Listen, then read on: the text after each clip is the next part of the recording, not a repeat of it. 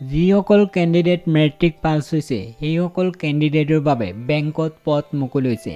বেংকৰ পোষ্টত অসমৰ প্ৰত্যেক জিলা বা গাঁৱৰ কেণ্ডিডেট ফৰ্ম ফিলআপ কৰিব পাৰিব। পুৰুষ আৰু মহিলাই অনলাইন এপ্লিকেশ্যন ফৰ্ম ফিলআপ কৰিব পাৰিব। কেণ্ডিডেট যিটো মোবাইলতে ভিডিঅ' চাই আছে সেই মোবাইলতে অনলাইন এপ্লিকেশ্যন ফৰ্ম ফিলআপ কৰিব পাৰিব।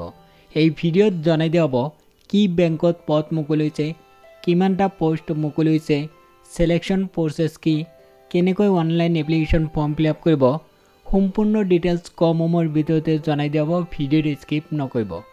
প্ৰথমতে জানি লওক কি বেংকত ভেকেঞ্চি ওলাইছে। ইয়াতে চাই লওক ভাৰতীয় ৰিজাৰ্ভ বেংকত পদ মুকলি হৈছে। টোটেল পদ মুকলি হৈছে 841। ইয়াতে চাই লওক নেম অফ পোষ্ট। পোষ্টৰ নাম হ'ল অফিচ এটেণ্ডেণ্ট। টোটেল পদ মুকলি হৈছে 841।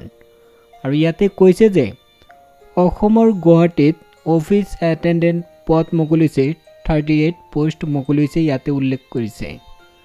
তাৰপিছত ইয়াতে কৈছে যে কেণ্ডিডেটৰ ক্লাছ 10 অৰ্থাৎ মেট্ৰিক পাছ কৰা হ'ব লাগিব, ইয়াতে উল্লেখ কৰিছে। আৰু কৈছে যে আবেদন কৰা প্ৰাৰ্থীৰ বয়স হ'ব লাগিব 18ৰ পৰা 25ৰ ভিতৰত হ'ব লাগিব। আৰু ইয়াত ৰিলেক্সেশ্যন কেণ্ডিডেট নটিফিকেশ্যনত চাব পাৰিব। যেতিয়া candidate online application form fill up কৰিব তেতিয়া কেণ্ডিডেটৰ এপ্লিকেশ্যন ফি দিব লাগিব। ইয়াতে কৈছে যে যিসকল কেণ্ডিডেট জেনেৰেল OBC বা EWS হয় সেইসকল কেণ্ডিডেটৰ 450 পে কৰিব লাগিব। আৰু যিসকল কেণ্ডিডেট SC ST PWD হয় EXৰ হয় সেইসকল কেণ্ডিডেটৰ 50 টকা পে'মেণ্ট কৰিব লাগিব। আৰু যিসকল কেণ্ডিডেট ষ্টাফৰ কেণ্ডিডেট হয় সেইসকল কেণ্ডিডেটৰ কোনো ধৰণৰ এপ্লিকেশ্যন ফি দিব নালাগে।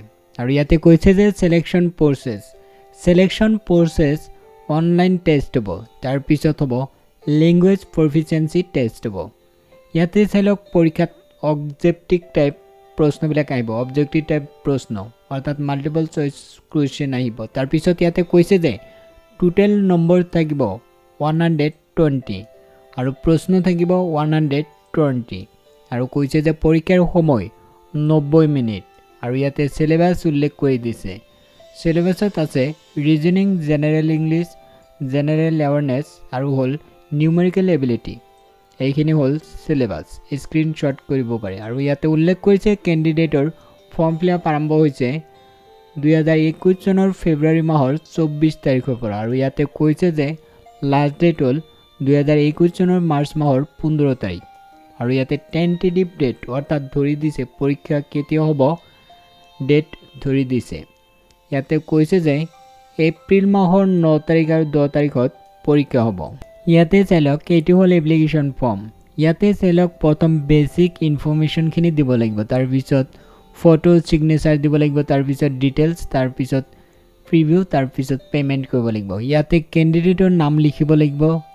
ইয়াতে কৈছে যে ফাৰ্ষ্ট নেম, তাৰপিছত ফাৰ্ষ্ট নেম কনফাৰ্ম কৰিব দিছে, মিডল নেম, তাৰপিছত কনফাৰ্ম মিডল নেম, তাৰপিছত লাষ্ট নেম, তাৰপিছত লাষ্ট নেম কনফাৰ্ম কৰিব দিছে, দুবাৰকৈ লিখিব লাগে। তাৰপিছত ইয়াতে ফুল নেম সম্পূৰ্ণ নাম এইটো বক্সত লিখিব লাগিব। তাৰপিছত মোবাইল নম্বৰ আকৌ কনফাৰ্ম কৰিব দিছে। তাৰপিছত অল্টাৰনেটিভ মোবাইল নম্বৰ বেলেগ এটা মোবাইল নম্বৰ দিব দিছে। তাৰপিছত ইমেইল ID, তাৰপিছত কনফাৰ্ম কৰিব দিছে ইমেইল ID, তাৰপিছত ছিকিউৰিটি কোড।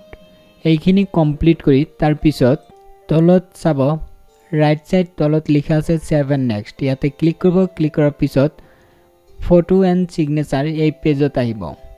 তাৰপিছত ফটো ছিগনেচাৰৰ কামখিনি কৰিব। কৰাৰ পিছত ডিটেইলছ যি বিচাৰিব দি দিব। মোৰ হাতত কোনো ধৰণৰ এতিয়া কেণ্ডিডেট নাই। তাৰপিছত কাম কৰিব প্ৰিভিউ কৰি চাব সকলো ঠিক আছে নে নাই, যি তথ্য দিছে কেণ্ডিডেট।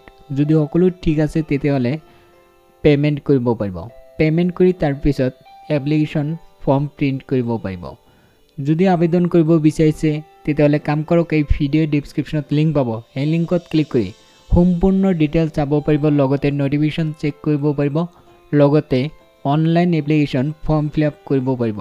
ভিডিঅ' ডিছক্ৰিপশ্যনত লিংক দিছোঁ, এতিয়াই চেক কৰক।